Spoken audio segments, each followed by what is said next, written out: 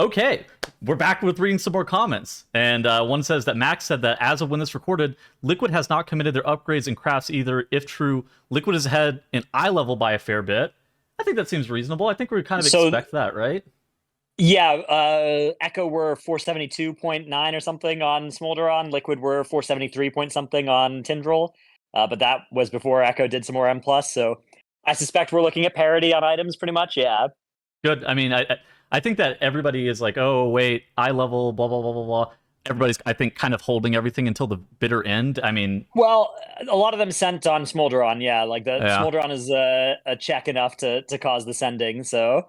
yeah, I mean, I think we're going to see mostly... I mean, I think there are a few people maybe holding on to a few resources, but most now have been committed. Like, I think they're going to be 473-ish now, and maybe by the end of the week 474 or something, but I don't think there's like multiple item levels left in the tank. Yeah, cool. So keep the comments coming. Oh no, I accidentally have this set to the wrong thing, but now I have it fixed. As of 24 hours ago, Liquid was still... I think they had taken a break on Smolderon at time of recording to wait for a bug fix. They pretty quickly after we finished our recording, got back onto Smolderon, were able to actually down it, and this is kind of where the State of the Race to World First is landing, where Liquid is 7 out of 9, Echo is 6 out of 9, and then, you know, Method, Skyline, Fat Shark, yes, a bunch of guilds stuck at the Smolderon mark. Yeah, Smolderon turns out to be a pretty challenging boss. Echo almost 50 pulls in, Liquid killed it after 57, so...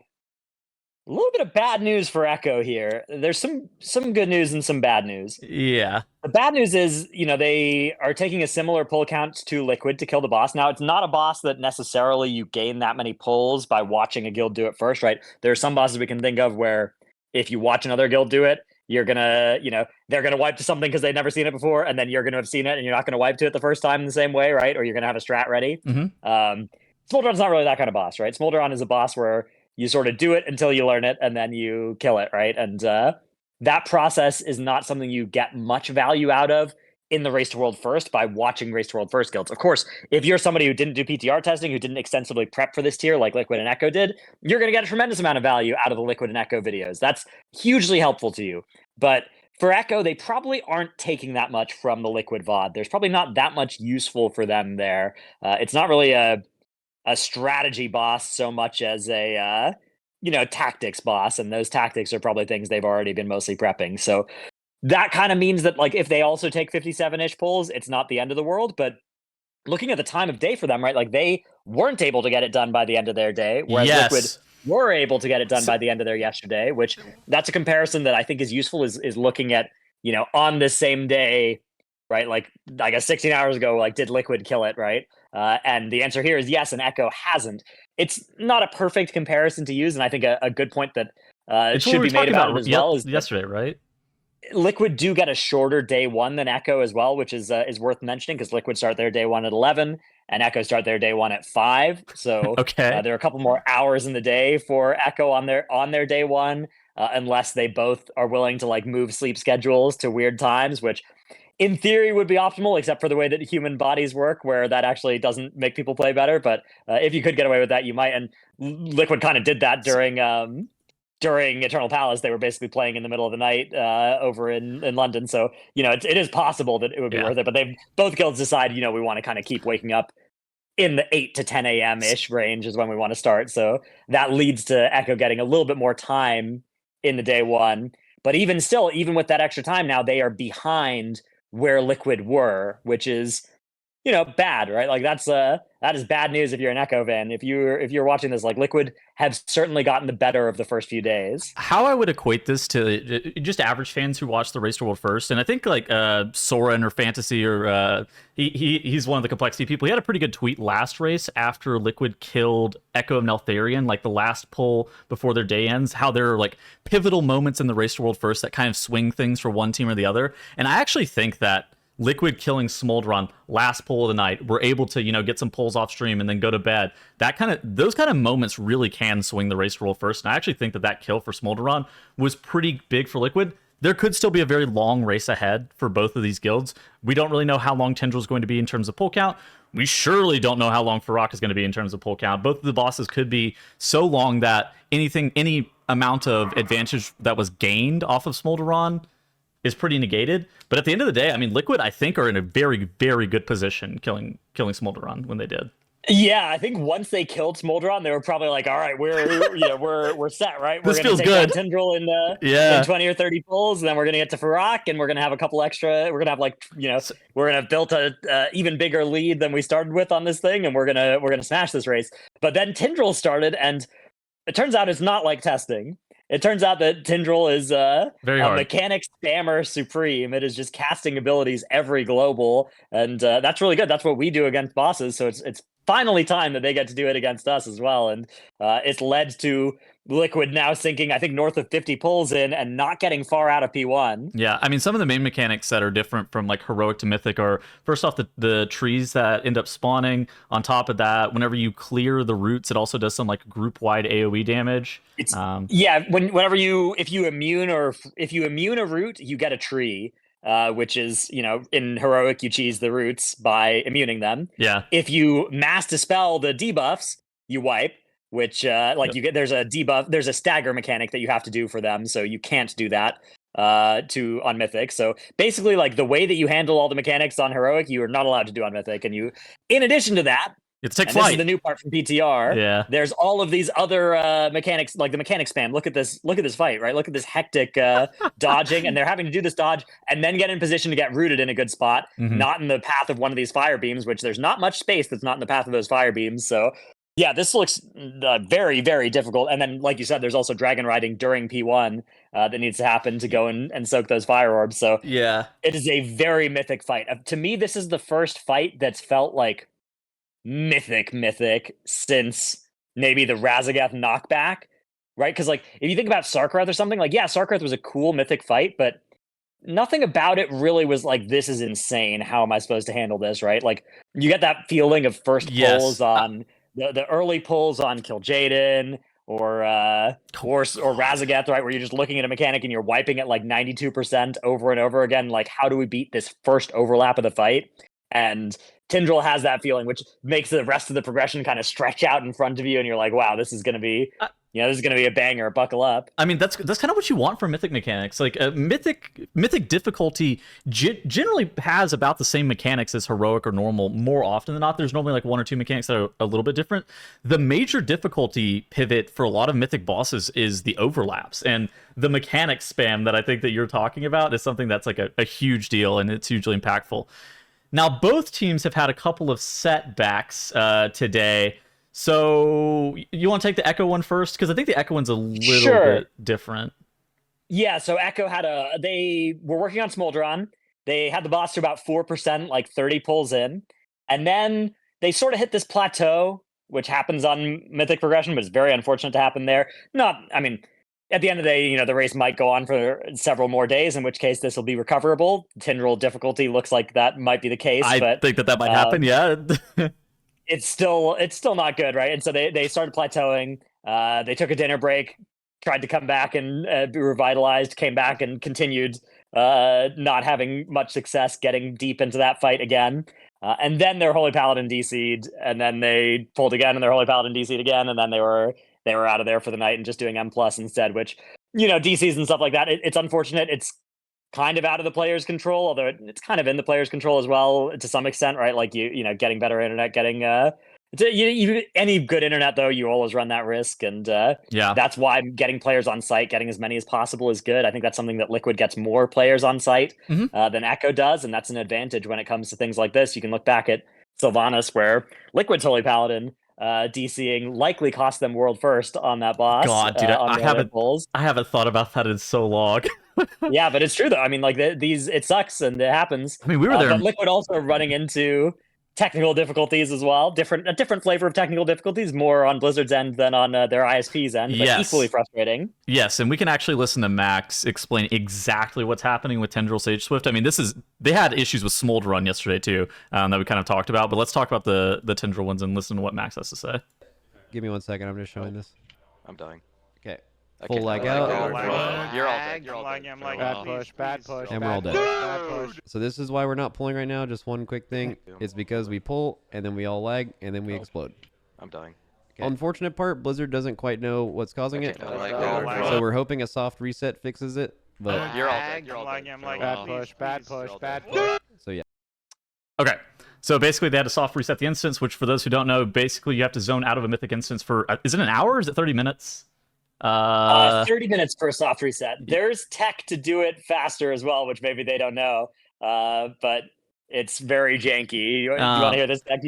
You can soft reset if you pass leads to an alt, have everybody else log out, and then have the alt hit reset all instances. But that is some very obscure tech that they may not have been aware of doing that. What a weird thing. But anyways, Blizzard was talking about hot fixing it, and it seems like they've actually started pulling the boss again, at least at time of recording this.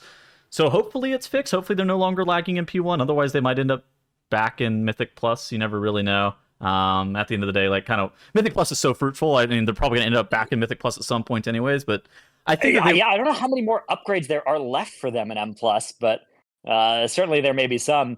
Both Liquid and Echo have been spamming, some plus 19 or 20 keys for the high-end gear and for the vault slots, but a lot of just plus 9s, because plus 9s give you champion track gear. Mm-hmm. You upgrade that up to 470 and you're good, right? Like we're not expecting this race to go on long enough that you're going to need all that hero track gear that you can upgrade higher, so that leads to like 10-minute dungeons they can spam. And no healers. It also allows you to not bring a healer, which is very important. Yeah, and not deal with the sanguine affix, which slows down the dungeon quite a bit, especially if you're pulling big. So, may still be some M+ for them, but I think they're probably mostly done with farming whatever they need to farm. Let's talk about comps a little bit. You actually had a really good tweet today that we'll be taking a look at mostly, talking about all of the compositions that we've seen thus far through the Race World First. It kind of I think with Skyline, BDG, Liquid, Echo, Method, those are the guilds that I think you covered inside of this, right? Anything else? Instant dollar. FSY's here too. In there, FSY, yeah. All the guilds like of the previous World Top 7, I think, that are currently in there. So, interesting. Tank comp is basically locked. That everybody is on the same ones. And nobody's surprised. Melee DPS, pretty much also. I mean, a lot of melee, right? We are seeing almost everybody playing 7+ melee, 7 to 9 melee, double rogue, double enhance for most teams, double havoc for most teams. And then we've got of course the warrior to buff people, feral druid coming in as well for Liquid and Echo, which whenever Liquid and Echo do something and everybody else doesn't, next week you'll expect everybody else will be doing it too, perhaps. Although feral, requires a little bit of you gotta go scour the scenery to find a feral druid main to come play that for you. I think actually a very interesting part for both Liquid and Echo is the fact that there are people who are playing feral druid also can play balance at a very high level and are geared for both. Kanex for Echo is the person who's swapping between those two and as needed. It's smacked for Liquid. So and like you've seen both of them play both balance and feral depending on the encounter, and like that could be a big deal for Farrakh. I mean, I think it's kind of interesting to see them swap. I mean, it was very obvious on Council that that's like a Moonkin fight, right? So you had them swap there. But then Smolderon, very clearly a feral fight. Beyond that, I mean, I think it's just kind of... I don't think anybody's like super surprised with what we've seen. The healing composition with the double disc, Mistweaver Holy Paladin has been incredibly popular as well. That seems like something that's mostly locked in off the back of you need the monk buff. Mistweaver is also incredibly strong. Yeah, Windwalker not looking particularly hot. Brewmaster not bad, but the tank comp is really nice. The Blood Decay is going to be really good for Farrakh, I think, as well. So you need and then Hunters are looking good. Yeah. Hunters are looking good. Og Evokers, the 2 Og Evokers is pretty much the standard there. Although notably, Echo did end up dropping theirs for a while for the end of the night as well on Smolderon, so down to just 1 Og Evoker. Although that was maybe just to gear the other one through some M+ at the time. Not sure. I suspect 2 will be the main number we see of them. Mm-hmm. And then, Mage and Warlock, good but not great. Usually just brought for the raid buff. And then a couple of teams are looking at bringing another, but they're not being really stacked. Yeah, I think it's kind of consistent with what we saw back in Aberrus as well, where it was, a couple of everything, right? You bring 2 copies of the good specializations, and my guild's been doing this for longer than it's been good. We call it the Noah's Ark comp, just 2 of everything, and survive the flood. Overall, though, next 24 hours I think is kind of interesting. I think so. Last night we were pretty accurate with what we were projecting in regards to the next 24 hours. I actually think that this is pretty widely variable in regards to what we're going to see within the next 24 hours. I could see Liquid varying from not getting much progression on Tindral to killing the boss. I think that it's that wide of a gap, like where they could get locked into P1. Okay. I was gonna say they could get locked into P1 or like mid prog of phase 2 by the time we release the next video. But at the same point, the boss could also be dead because that's another I don't even know, like 12 to 14 hours of progression for them that they're gonna have. It's possible, yeah. The big thing I'm hoping for is that boss doesn't need to get nerfed, because it looks really, really hard right now, and obviously they should bug fix it so that it is playable.